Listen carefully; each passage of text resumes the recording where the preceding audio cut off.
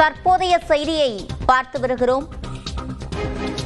தேவேந்திர குல வேளாளர் பட்டியல் மாற்ற விவகாரம் தொடர்பாக அரசுக்கு உத்தரவு பிறப்பிக்கப்பட்டிருக்கிறது. தற்போதைய செய்தியாக பார்த்து வருகிறோம். தேவேந்திர குல வேளாளர் சமூகத்தை எஸ்சி பட்டியலிலிருந்து நீக்க கோரும் விவகாரத்தில் மத்திய மாநில அரசுகளுக்கு ஆணை பிறப்பிக்கப்பட்டிருக்கிறது. இதில் மத்திய மாநில அரசுகள் பதிலளிப்பதற்கு ஆணை பிறப்பிக்கப்பட்டிருக்கிறது.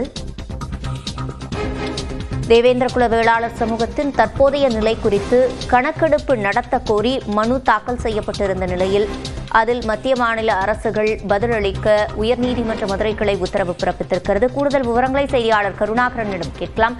கருணாகரன், விவரங்கள். அதாவது தேவேந்திர குல வேளாளர் சமூகத்தினர் தற்பொழுது பட்டியல் இனத்தில் உள்ளனர்.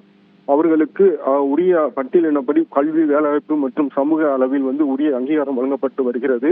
அரசியலமைப்பு பாதுகாப்பு உள்ளது. இந்த சூழலில் மதுரையைச் சேர்ந்த வழக்கறிஞர் செல்வகுமார் என்பவர் தாக்கல் செய்த மனுவில் ஒரு பொதுநல மனு தாக்கல் செய்திருந்தார். அந்த மனுவில் தமிழ்நாட்டில் உள்ள தேவேந்திர குல வேளாளர் சமூகம் தற்பொழுது தன்னிறைவை அடைந்துள்ளது.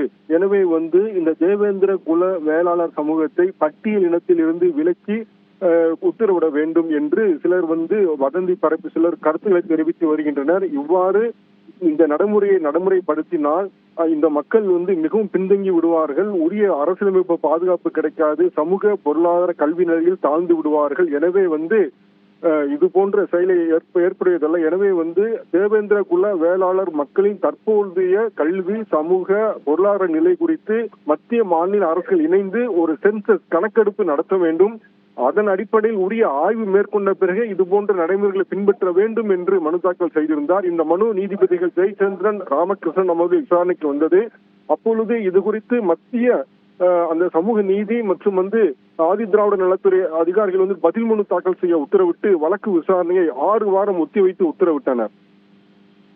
விவரங்களை வழங்கியமைக்கு நன்றி கருணாகரன்.